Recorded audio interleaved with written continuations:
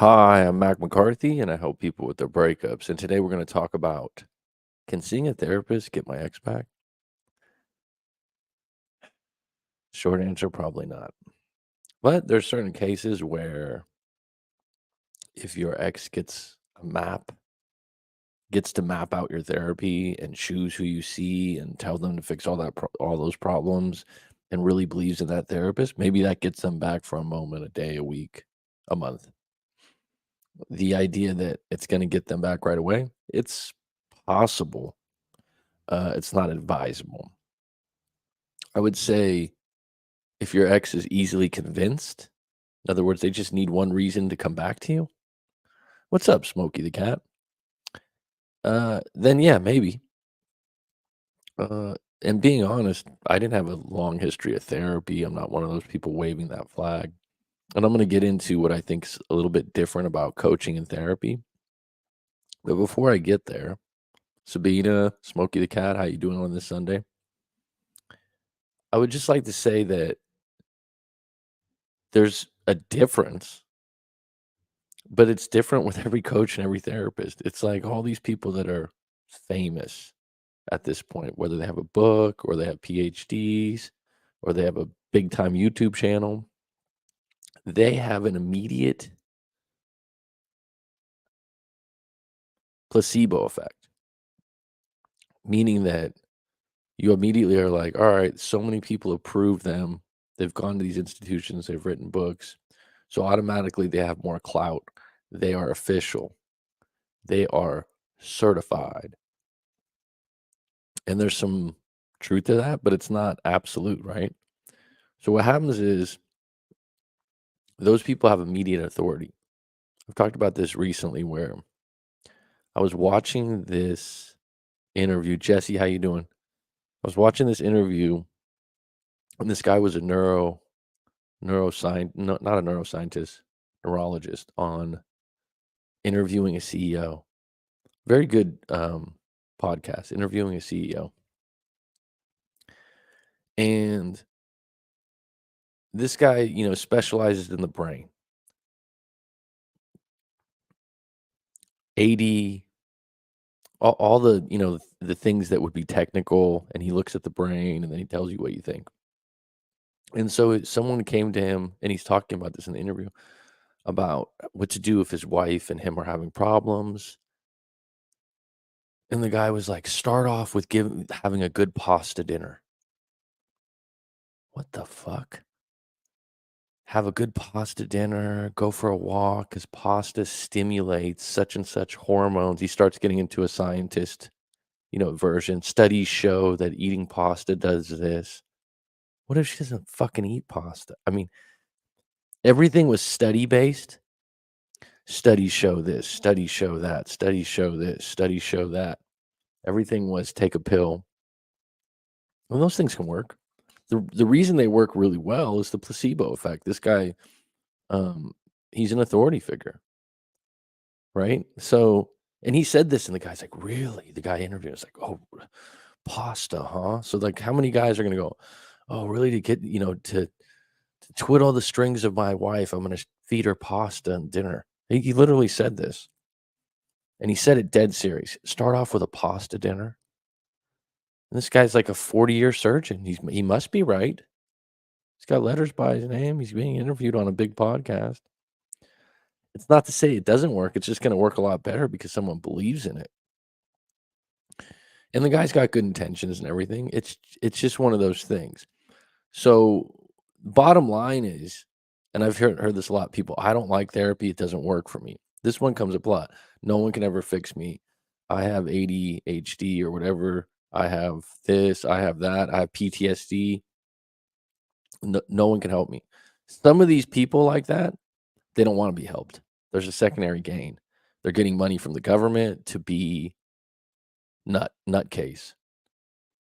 They're oh, Eduardo Martinez. Hey, I really appreciated your comment a few days ago. Thank you. Uh, really appreciated that. Made my day, buddy. Uh, Getting back to this, there's a lot of people complaining about this. And when I first got into this 6 years ago, I wouldn't say I'm a therapist or an expert. Now 6 years later, helping a lot of people, it's a bit of a mix, and everyone's gonna use their own mix. Mine's hypnosis as a therapy, hypnotherapy, and I got certified in it. I had to do 500 hours, probably done 1,000 hours of actually doing it for people.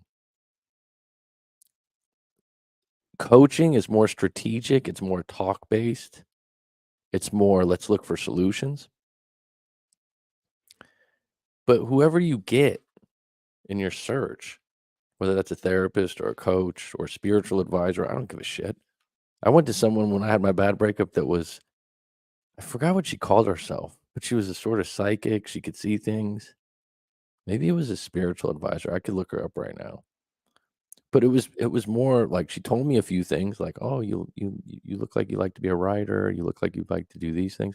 And they kind of fit like an umbrella, but there wasn't anything like making choices for my future. But afterwards, I felt so good because I just got 2 hours. She gave me an extra hour free of just divulging all these things that were bothering me and hurting me about my breakup, about where I was in life, and I had never just dumped that on someone. And what you're doing is you're really just you're just throwing up confession. I mean, that's what they did in the Catholic Church for years is confession. What makes that so special?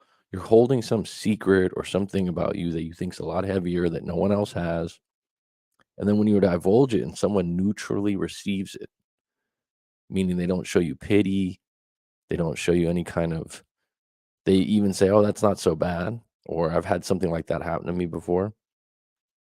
It dilutes it. What's happened now is there's a whole culture of, "Well, let's do this for a whole year and have insurance pay for it, and I'll just talk about my problems." There's use to that. If you can afford it, or if you can talk to someone once a week, I have multiple clients like that right now, where we talk once a week, and someone's like, "Wow, all it's not just their problems." It's just basically you got, especially if you live alone or you're single, it's really nice because what you're doing is every week, you're saving your shit for someone that's not gonna judge you, that knows all about you, that's not gonna air it out to friends or family, and then you can comb through it and untangle it. It's where I'm going with a lot of what I'm doing right now. It's really good work, and then someone does that for a year, they do it for 6 months, they just clean up a lot of crap they've been carrying around, and what you're doing is you're actually, let's say you had a bad situation when you're young, and ironically, some of the people on the live stream right now have been clients of mine before, and we've gone through some of their stuff, and it's like, "All right, oh, at 13 years old, I did this, or at 18, I did this, at 22, I did this." The problem is that whatever that was, you packed it away in a bad way. So you still have that moment set like that moment just happened. When you bring it back up to the surface, you talk about it a little bit, and the other person goes, "Oh, yeah, something similar like that happened to me before," or, "It's okay. That kinda stuff happens," and it's just received that way.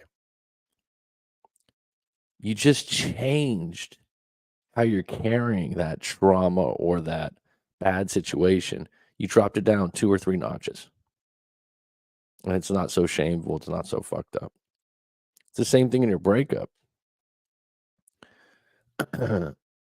Now, getting back to this topic, can seeing a therapist get my ex back? No, if your problem's an issue aren't going to be worked out in a day or a week, and most people aren't. I don't think that everyone has to go once a week for a year.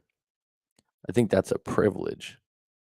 Just like if someone said getting a personal trainer for the gym, that's expensive, it's a lot of work, it's not for everyone, but it would help you out quite a bit. You probably get better results.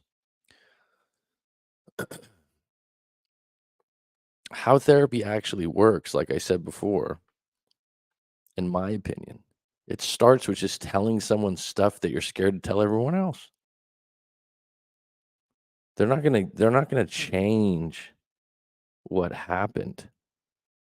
The hope is that they help you change your perspective just by listening, not overreacting. And I'll be honest, I've had it once or twice where in my particular style, A lot of people say, "Oh, it's like you're like I'm talking to a friend." I take that as a compliment. That's my style. I build rapport. We talk about things. It's a free flowing conversation. It can get heavy, but I've had a couple times where someone said something really loose and I kind of laughed. And it wasn't a time to laugh. They, it hurt them. And it was because of the way we were having our conversation. That being said, there's a lot of those times where maybe therapists say something or react a certain way, or coaches, and they don't know how much it affects someone. But friends and family do this fucking all the time. They're totally oblivious to it. So where a therapist or a coach might do it here and there, and that's not good. And if you get a coach or a therapist and you feel that right off the bat that you're being judged or they're very rigid, they know everything before you get finished talking. That's why, to be honest, when you go and first see someone, especially about something as heavy as a breakup, you should get like 2 hours, 3 hours. It's going to take a while because you're literally asking someone to stop throwing up and then just save it for next week. You'd never do that physically, right? And really, what you're doing is you're throwing up your feelings. That's the best way to put it. The greatest, what's the great, we got three on deck. Here's a trivia question for you. What's the greatest feeling of relief and letting go that you get hopefully once a day, if not once every 2 days? But you're pretty much guaranteed for the rest of your life if you're doing things right. I don't want to give away the question. What do you think's the number one thing? It's relief. It feels great. Every human does it. Shit, every animal does it. What do they do? Every day or once every 2 days for some people. What is it?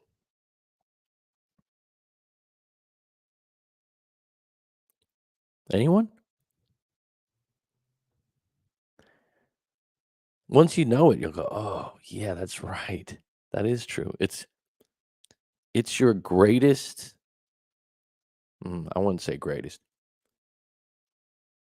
It's almost like a guaranteed, "Ah," every day. And you just and if you're not given this and it'll bother you quite a bit. No one's got this one yet, huh? I'll come back to it.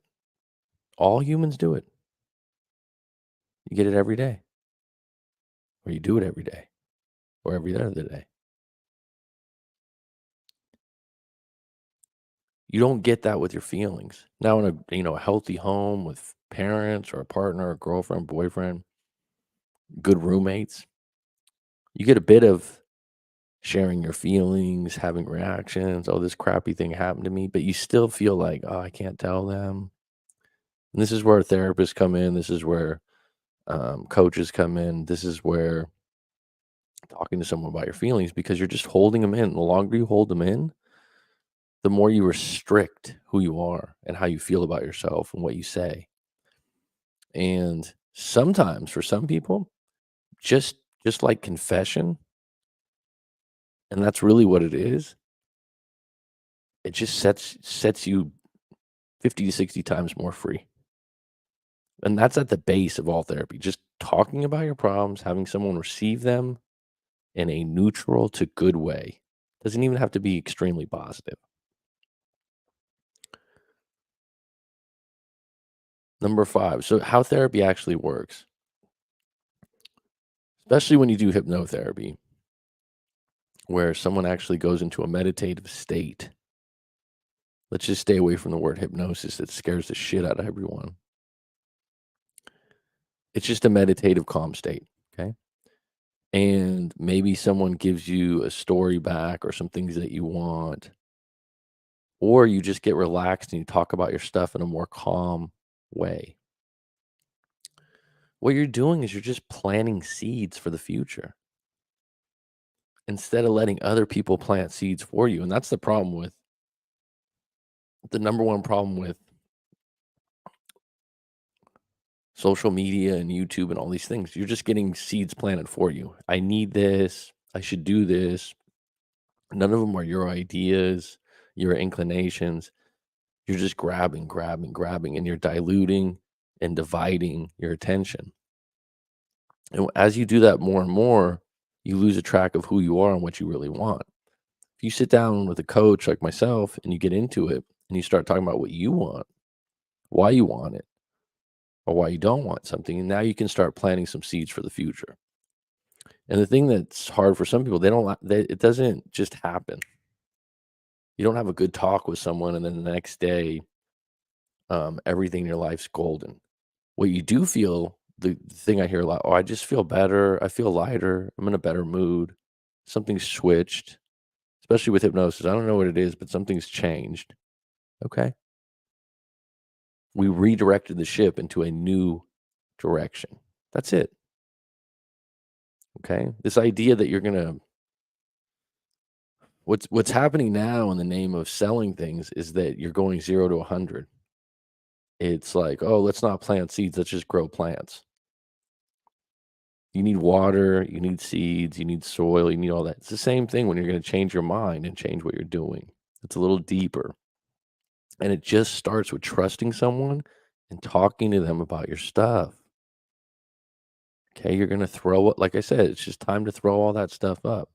Has anyone got what I was saying, though?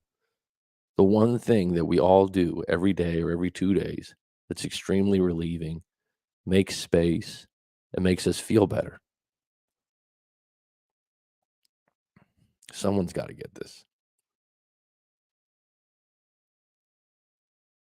So, like I said, it's a form of confession first and foremost. Number 7, where coaching is more strategic and interactive. I would say I've been to 10 coaches or 10 therapists, so I don't really have a pool. I'm just saying, talking to people, coaching is more strategic. It's more interactive. It's more talk based. It's more, hey, how about this? Now, what I've noticed is I've had a lot of people say they like it better than therapy because sometimes they're not getting answers from a therapist. I'm sure there's therapists out there that give it to them like that. Therapy's following a protocol or a rule or some little rules to the game from whatever school they went to, usually. Now, a lot of people like the interactive if it suits them, right? What I would say is sometimes with the interactive, sometimes you're going to say something they don't like or they don't agree with. But if they still have a good rapport with you or you have a good rapport with your coach, the cool thing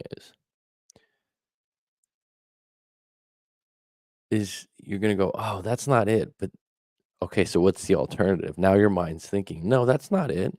So you throw something out there and you go, why don't you do this? Or what about this idea? No, that doesn't work. Now the mind's thinking of an alternative. Now we're changing direction. Instead of someone saying you have to, you need to. This is what friends and family do a lot of times. You know what you have to do? You know what you need to do? As if there's no other answer, as if they know everything, as if they're talking down to you. When someone presents something new after hearing, I don't know, 45 minutes or an hour of your crap, they have more perspective. Finding the right fit. Find someone you believe in and that you feel cares about you. This is big. You don't have to love the way they dress. You don't have to love their credentials. You don't have to. You just have to have a feeling like I believe that this person's come is here for me and really does care and is honest and that you actually respect. And a bonus would be you like them. Now, someone might out there go, "Oh yeah, you don't need to like your therapist or anything like that. You just need to go to someone that has a lot of experience and is there for you." Number 9, how resentment builds.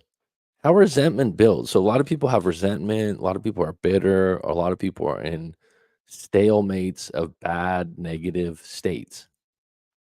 Right? You just are around them. You're like, wow, this person's always negative. They always have this pattern. It's just because, in my opinion, if we were going to simplify it, it's not just, oh, that's their personality. It's because of all the things they've been to, they haven't cleaned them up. So all the bad shit that's happened, they believe it's happened to them, not for them. And if you believe that bad stuff happens for you, then you look at it like, well, there's some lessons involved here, and I learned a lot. If you believe bad shit just happens to everyone, and you just have this negative state, and you just vibe off of negative news, this resentment builds up, this anger, and what you're doing is you're not releasing it. So it's just, choo, choo, choo, choo. And it's the same thing in a breakup or a bad relationship. It's like you're not getting it out. You're not getting it out, right?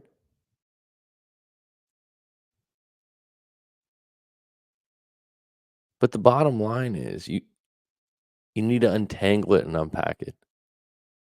You got to get it out of you. Whatever's bothering you, whatever's happened to you.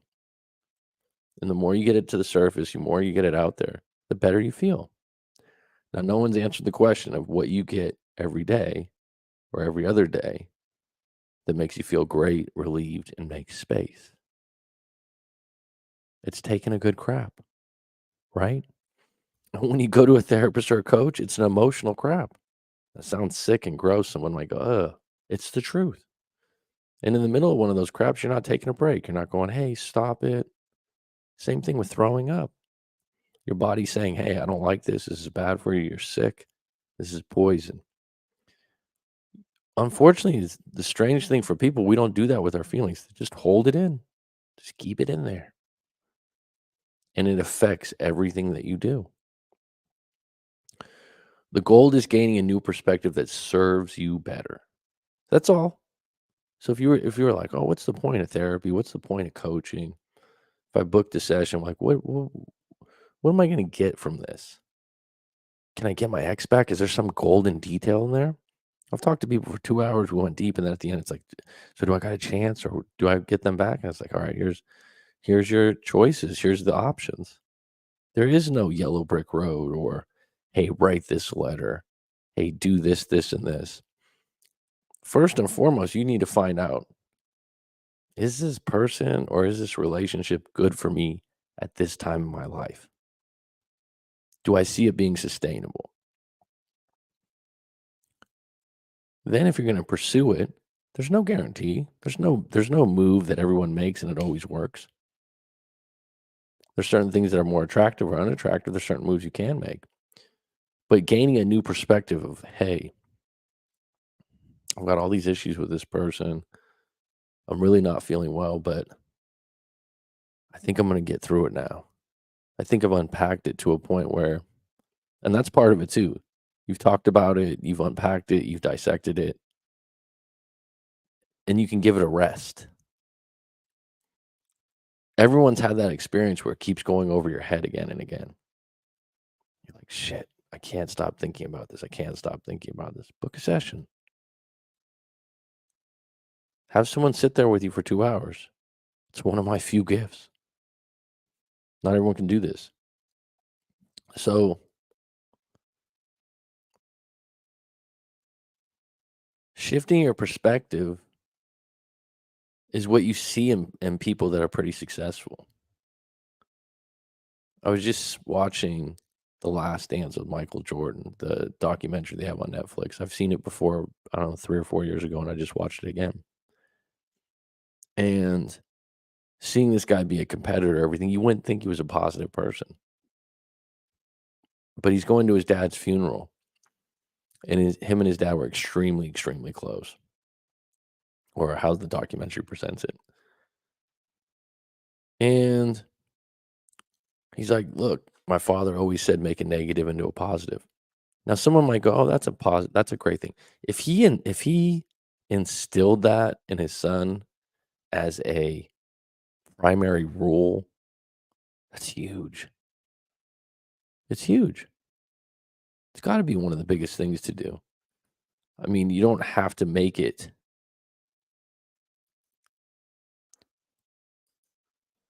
for everything, but he's saying, "I gotta go to the funeral, I gotta handle myself." Did he have a lot of emotion? Hell yeah. But his perspective on it is, I gotta make this some kind of positive. I gotta do some things right here. I gotta say the right things. You're just shaping perspective. And that's and ironically, when you're in a breakup or a bad relationship, sharing your issues with someone else and they give you a perspective that hurts you. Like, you know what? She always wanted to leave you. She was always looking for a guy that had more money. That perspective could hurt you. So you can have 10 different perspectives on the situation. What I like to do is lay out like 3 or 4 different ones and reiterate what you're good at as an individual, who you are as an individual, because that's what you want to come back to. What do you offer the world outside of this relationship? What are you good at? Where are you not seeing some light at the end of the tunnel? And if you just shift your perspective a little bit, it helps a lot. 'Cause a lot of people are going for dead ends. And with this research age, you can research the hell out of something looking for the holy grail of breakup advice. And someone will offer it to you, right? They'll present it, they'll fucking package it beautifully. Hey, guess what? If you really want your ex back, continue to watch. And at the end of this video, I'll tell you all the things, the ins and outs, the master secret that will get your ex back. But before we get started, let me just tell you, I've been doing this for 6 years. And actually, some of the things I've seen over the years, which are top secret, are also in my book. If you want to download that, send me your email. This is just how it is, right? And even if you're, well, I don't like those kinds of videos or anything. If you're gonna be looking down the rabbit hole of breakup advice, you're gonna come across 10, 15, 20 of them. And they go, oh, wait. I gotta hear at the end what this guy's gonna tell me that's top secret. And I'll never forget, this was early on when I first started doing breakup coaching, and someone was like, a friend of mine that's really into marketing and business, he's like, oh, you should model your channel after Brad Browning. Anyone knows who Brad Browning is? Like, God, the guy's so generic. It's like an infomercial. He, gets a lot of views and all these other things. So I go and look up one of his videos, and he starts off. He's like, "Hey, I'm the top X-Back coach in the YouTube. I'm this. I got this. I got that. I got this." And let me just tell you, I'm going to share a very big secret with you of how to get your ex back.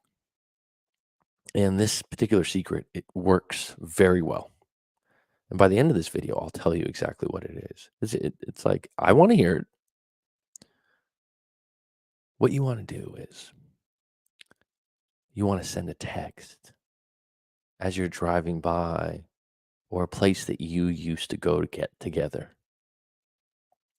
and say, hey, I just drove by Half Moon Bay Beach and I was thinking of you and all the good times we had there. And then that person will be sparked to go, oh, I remember that memory at that beach. And now you got them thinking about getting back with you. It's like, is that possible? Yeah.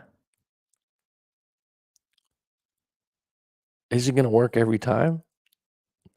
No. He had another one where it was like, oh, I forgot how to get to such and such place, which was a place that they always went to. And I had made a video years back. And I was like, well, why wouldn't you use Google Maps? I mean, the things that people come up with. I've had clients before that went to a lot of different coaches, a lot of different things online, and they were telling me about it. And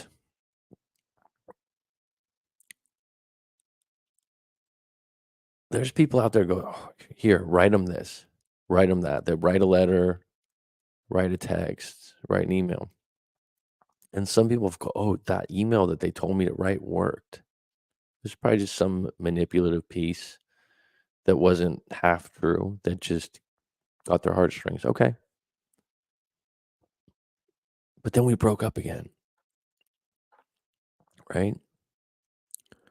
So what's gonna happen now is people are going into relationships with strategies and wants. And now you got the dating apps where people are actually putting out like a menu of things that they accept and don't accept. Well, if you don't do this or you do this, then don't even talk to me. It's like, what happened to dating? You have to go out a few times before you even decide if you want to go on another date and you're already making demands. Well, don't even try if you don't do this, this, and this that I like. It's so jaded. But coming back to this, I would definitely say regardless if you have an ex, regardless if you're just at a tough time in life or you're at a crossroads, get some coaching or some therapy and do it like once a week for at least a month. And just untangle some shit you've been holding for a long time. Untangle, what do I mean by that? Like it's wrapped up in a ball somewhere inside you and you haven't released it. It's something that you've never told anyone. I've had that maybe two or three times this last month where a client was like, I just have never told anyone that. It's just they feel like it's some dark secret, some shameful thing. And a lot of times, a lot of people's dark secrets involve some sort of intimacy when they were young, some sort of faulty relationship. And it doesn't mean it wasn't hurtful or it wasn't not right, but at the same time, you holding it in a way that's shameful or guilt ridden, bringing it to the surface as an adult with another adult that cares to listen, helps untangle that. It really does. It takes the charge out of it and it makes it okay to move forward and release that out of you. And it starts the stage of just letting that go be such a heavy weight on you. All right. Does anyone have any questions? Any questions today on Sunday?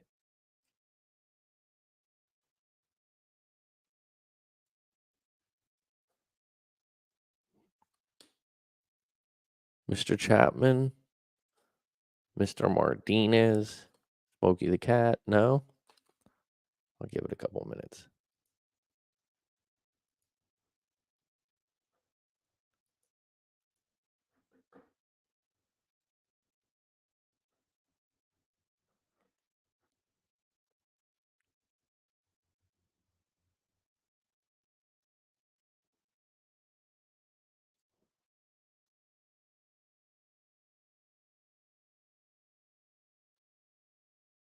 I'm doing excellent, Mr. Chapman. Very good. Thanks for asking. I appreciate you, bud. We'll have to catch up soon. You helped me for many years. Yep. You helped me too, Jesse. Everything's reciprocal too. I would say being a teacher for years, doing coaching, doing hypnosis, especially hypnosis, I would say. Um, the benefit someone feels from that, from releasing something that they've been holding in or sharing their tough times with you and being able to put some light on that. And when I say light, I'm not saying just there's a big difference between just like, oh, everything's going to be okay.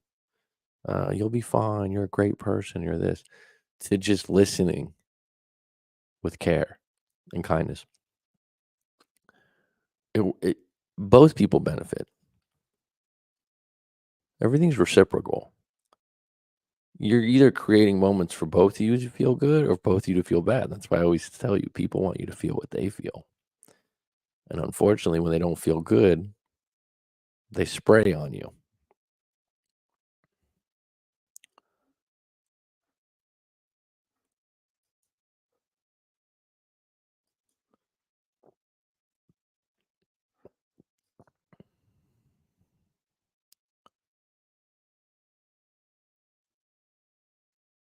We all still have to plant our seeds, even though we grow in the darkest times. Hey, man, if you look at your life too, and let's say you got some kind of positive result, you took a job that ended up being fruitful, if that's a fucking word, or you started a business that ended up being really good. Um, you took a right turn somewhere. if you look at the seeds, you're like, "Oh, how did that vision or that thing even start?" Oh, well, someone suggested it to me. I remember even, and this is a good example of something that's not, glamorous or glorious, but, like, was good. When I think it was 18, a long time ago, I had a retail job. I was making, like, $7 an hour or something like that, or 6 bucks, $7 an hour, I think. That's when, minimum wage was pretty low, I guess. Times were different, but I was in school and going into junior college, and a friend had told me years back, or maybe 6 months back, about working at this shoe store and how he's making all this money, and I was like, "You make that much money selling shoes?" He's like, "Yeah." It was like $20 an hour, commission based and all this stuff, whatever. And this was just friend of a friend kind of a thing. And then about a year and a half later, I was out of a job. I was looking around, I'm like, "You know what? I remember that place. I'm gonna go in there and get a job." I got the job. It's not a very glamorous job of selling shoes, but at this particular place it was. You wore a suit, it was really nice, the money was good, everything was expensive brands. It was a big upgrade from where I worked before, and it took someone else planting that seed. Someone told me about that job, a friend of a friend. It ended up being my job for the next 3 to 4 years while I was in college, and I made good money as a part-time job compared to the other jobs I'd had, and a lot of things came from that job, like, there's more respect, it was just a better overall job than the jobs I had before. The same thing happens all the time with things and decisions you make. There's just a seed planted, and the better the seeds being planted, the better the results. All right, folks, I'm gonna call it a Sunday. It was good to see you all. Jesse Chapman, keep in touch. Smokey the Cat, Eduardo Martinez, Sabina, take care. I'll be back on deck soon.